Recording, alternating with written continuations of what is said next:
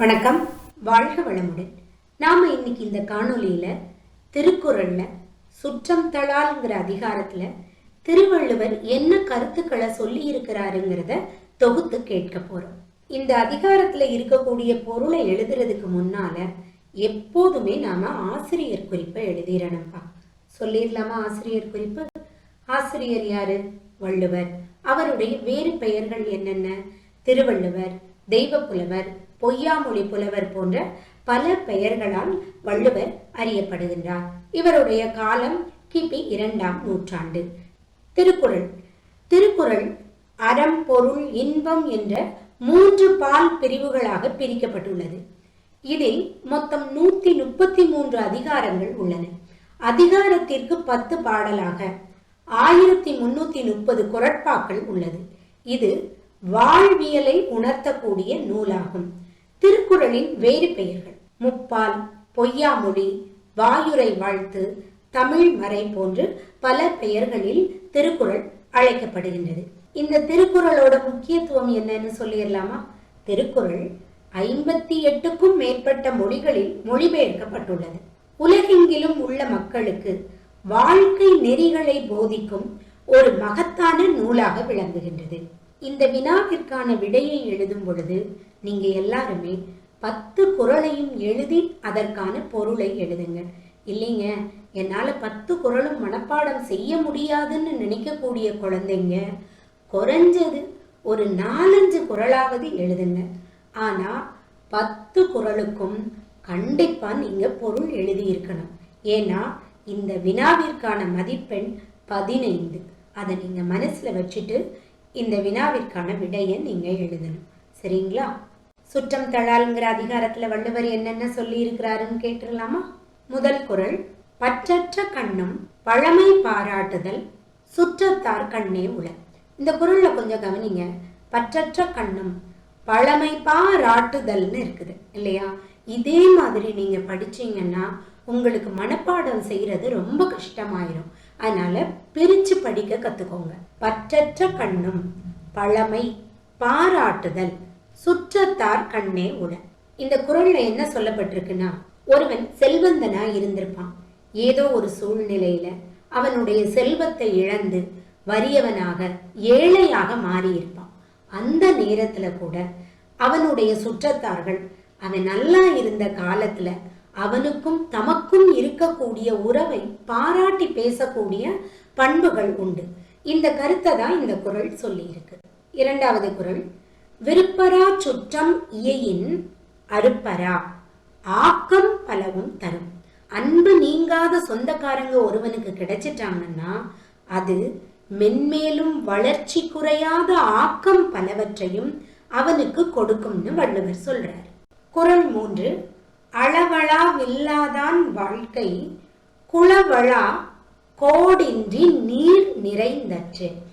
அதாவது சுற்றத்தாரோடு மனம் கலந்து பழகும் தன்மை இல்லாதவனுடைய வாழ்க்கை குளப்பரப்பானது கரையில்லாமல் நீர் நிறைந்தால் போன்றது.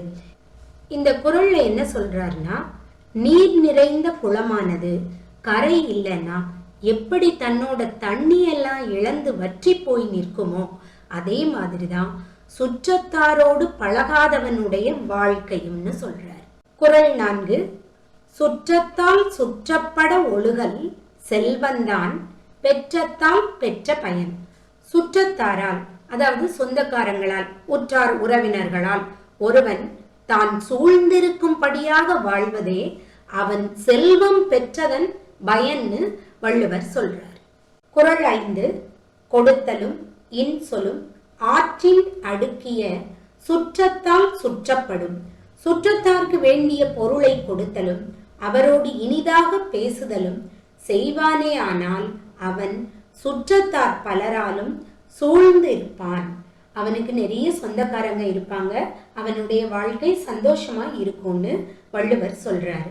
குறள் 6, பெருங்கொடையான் பேணான் வெகுளி அவனின் மருங்குடையார் மாநிலத்து இல்.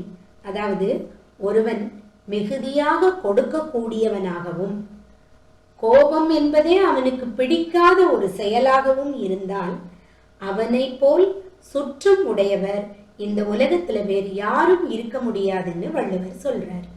குறள் 7. காக்கை கரவா கரைந்துண்ணும் ஆக்கமும் அன்ன நீரார்க்கே உள. எப்படி உணவை பார்த்தவுடன் காக்கா காக்கான்னு கூப்பிட்டு அத்தனை காக்காயும் வந்ததுக்கு அப்புறம் ஒன்னா சாப்பிட்டுட்டு பறந்து போயிடும் இல்லையா? அதே குணம் மக்களிடம் இருந்தால் மட்டுமே அந்த மனிதர்களுக்கு சுற்றப்பெருக்கம், சொந்தக்காரங்க அதிகமா இருப்பாங்கன்னு வள்ளுவர் சொல்றார். குறள் 8. பொது நோக்கான் வேந்தன் வரிசையா நோக்கின் அது நோக்கி வாழ்வார் பலர். அரசன் எல்லாரையும் ஒரே மாதிரியா பார்க்காம அவரவர் சிறப்புக்கு ஏற்றவாறு நோக்கினால் அதை விரும்பி சுற்றமாக வாழ்கின்றவர் பலர் என்று வள்ளுவர் கூறுகின்றார். குறள் 9. தமராகி தற்றுறந்தார் சுற்றம் அமராமை காரணம் இன்றி வரும். அதாவது சுற்றத்தாராக இருந்து ஏதோ ஒரு காரணத்தால் தன்னை பிரிந்தவர்கள் பிரிவதற்கு ஏற்பட்ட காரணத்தை நீக்கிவிட்டால் மீண்டும் அவர்களே வந்து சேர்ந்திருப்பாங்கன்னு வள்ளுவர் சொல்றார். குறள் 10. உழை பிரிந்து காரணத்தின் வந்தானை வேந்தன் இழை திருந்து எண்ணிக் கொளல். தன்னிடமிருந்து பிரிந்து சென்று பின் ஏதோ ஒரு காரணத்திற்காக தன்னிடம் திரும்ப வந்தவனை அரசன் அவன் கேட்ட உதவியை செய்து ஆராய்ந்து உறவு கொள்ள வேண்டும் என்று சொல்லுகின்றார். இந்த அதிகாரத்துல இருக்கக்கூடிய 10 குறளும் சொல்லி பொருளும் சொல்லியாச்சுப்பா. தேர்வை நல்லபடியா எழுதுங்க. வழக்கம் போலதான் ஒரு தடவைக்கு 2 தடவை சொல்லி பாருங்க, கேளுங்க, எழுதி பாருங்க. தேர்வை நல்லபடியா எழுதுங்க. வாழ்க வளமுடன்.